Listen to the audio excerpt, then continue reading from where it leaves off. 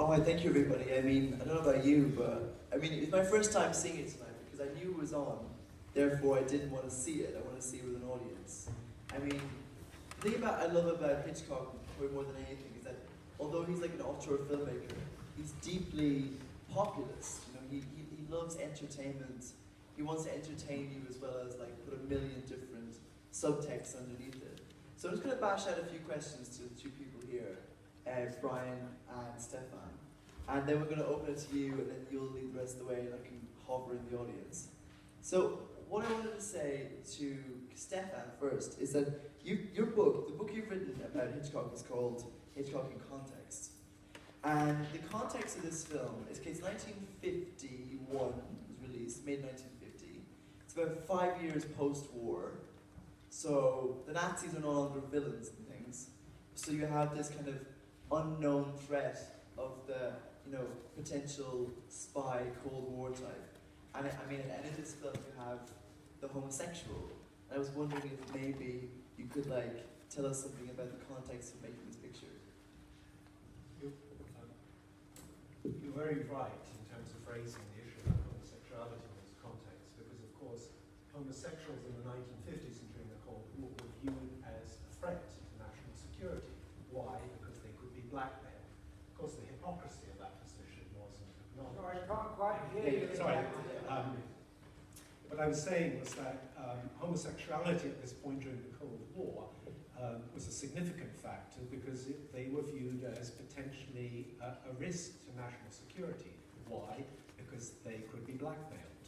Of course, the hypocrisy of that position wasn't acknowledged, so it was a factor. The context for Hitchcock, though, was that his last film prior to that, 2 years prior to that, was Stage Fright, which was a commercial failure, largely. And he desperately needed to have a film that was going to succeed. And indeed, he came up trumps with this one. The audience absolutely loved it. But the context that I think is more interesting is with Patricia Highsmith and how this book came to be written. It was her first book. She wrote it in her early 20s, and she recounted an anecdote that was the source of the inspiration for this, which was her mother had remarried, and she absolutely hated her stepfather. And she recounts how being on a walk with her mother and her stepfather, and her walking behind them and looking on, and fantasizing about how she was going to kill her stepfather. Anyway, she wrote 2 chapters, and at that early point she'd already conceived of the idea of the crisscross of the murder exchange program. She wrote the 2 chapters, she submitted it to a publisher, and the publisher said they liked her writing style, but they felt that the fact that the focus was on 2 characters was kind of confusing, and they said by far the more interesting character was, by the way, in her initial draft, the name wasn't Bruno, and guess what the name was? Alfred. Anyway, but they liked Alfred, and they wanted more focus to be placed on him, but they thought the Guy Haynes character wasn't terribly interesting. Anyway, she wrote the 2 chapters. She kind of abandoned the project. However, here's the interesting part. In 1947, 2 years after that, about 1947, she had been engaged to a homosexual man. And part of the condition of that engagement was that both of them should go into therapy to effectively eliminate their homosexuality. That was the condition that they said. Now, we'd be happy to hear that Patricia Highsmith dumped this guy shortly thereafter. But anyhow, but that inspired her to go back to Strangers on a Train and to try to create this novel that, well, we have today, which is absolutely superb. So that was the context for her. And Stefan, how much did Hitchcock know what he was doing when he made, like, I mean, so there's 2 queer Hitchcock films. One of them is this, and the other one is Rope. And from my own viewing experience, I knew that the characters were gay in Rope before I saw it. So I was kind of waiting for these kind of elements to appear on screen, and I kind of felt like, okay, they're very kind of covert. But in this one, I mean, it's pretty obvious, isn't it? Well, it is. I actually think there are 4 queer Hitchcock films, but that's another story. Name the other 2. What are they? No, actually. Well, there's obviously there's Rome. I actually believe Lady Vanishes, but I don't want to go down there tonight.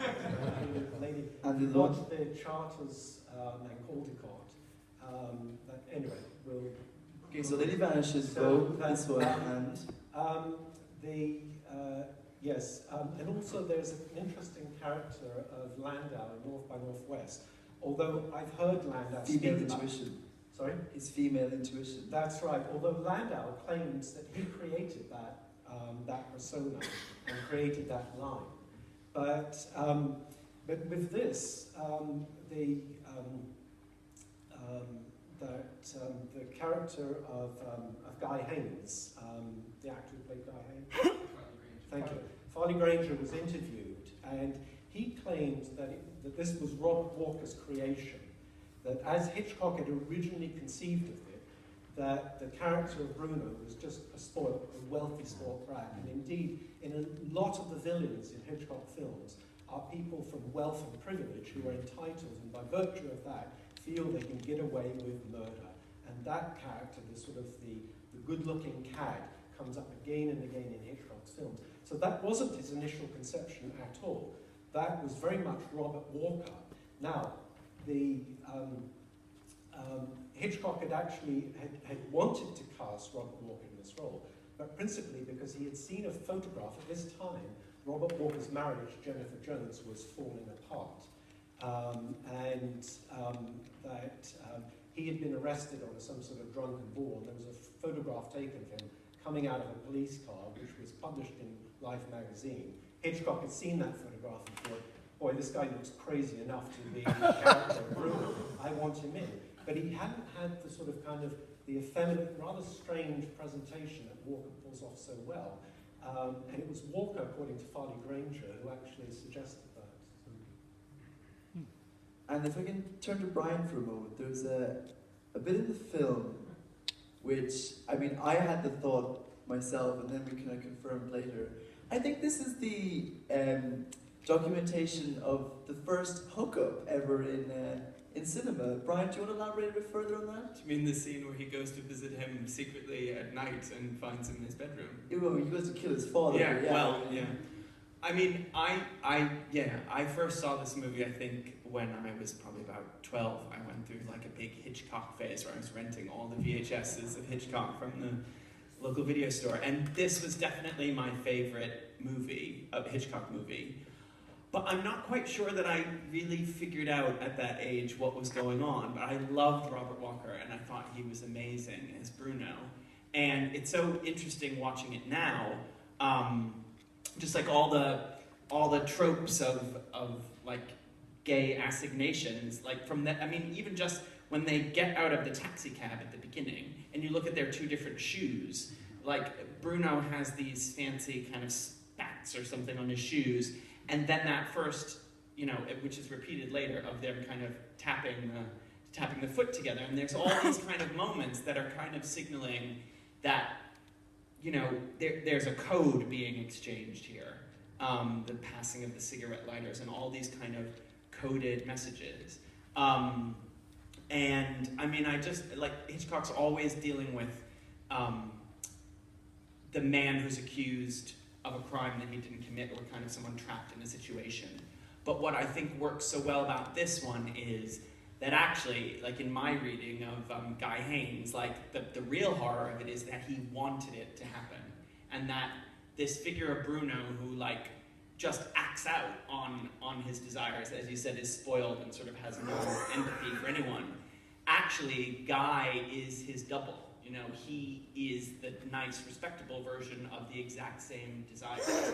And I think, like, Farley Granger is beautiful, in this movie, but like perfect, because of, he has this kind of sensitivity and passivity to him in a way that you feel these boiling emotions that Bruno is bringing out in him, but he's horrified of it as well. So yeah, Sean, exactly. Like when he gets the secret key and like goes to visit him in his house and is like, walking to the door. I mean, it's like if they had, when David Fincher does the remake, which apparently is being developed with Ben Affleck, it'll be Grindr, in my opinion.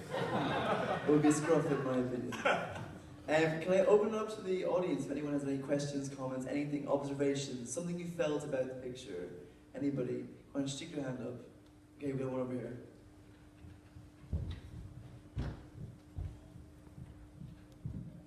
I've never seen this film before. It's terribly silly and camp. Was it on purpose? Were they having a massive laugh making it, do you think?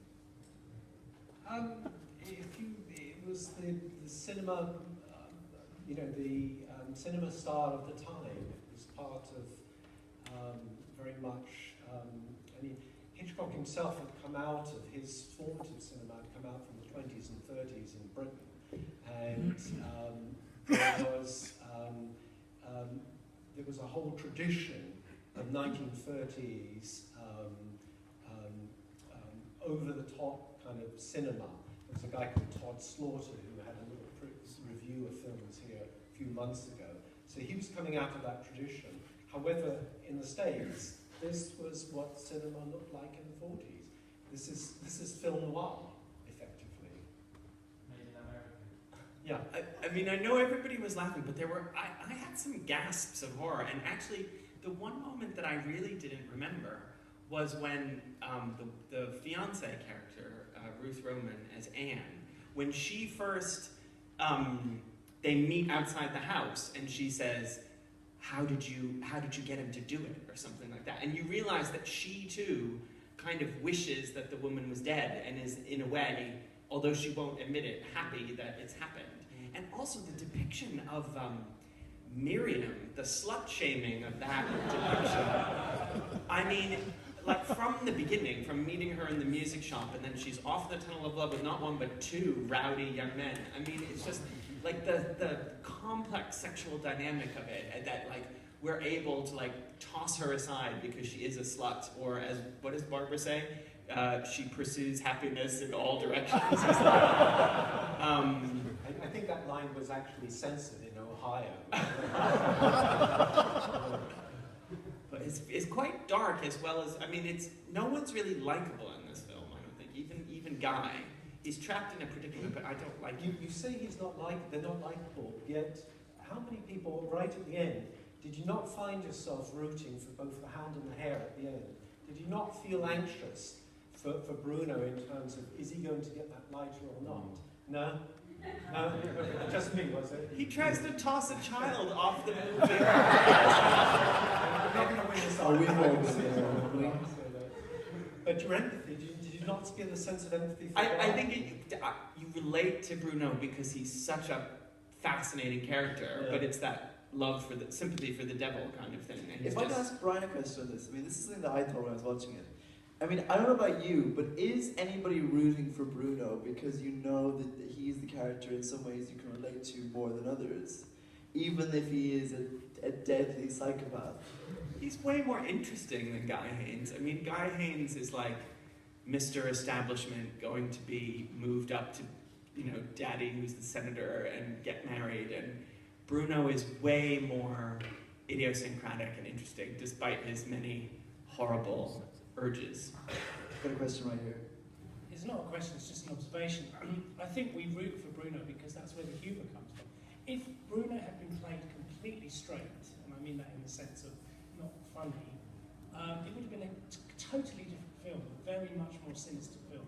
Hitchcock is absolutely brilliant at blending the suspense and the humour. Without the humour, this film would not be what it is. Yes, we're laughing at it, but I think we're laughing with it as well. There's a lot of warmth in there, particularly in the character Barbara. And it was brilliantly cast. I mean, I think she only did 3 films, Hitchcock films, his daughter, but very small parts in the ones. But that's, for me, why this is such a great film, because the humour is an integral part of it.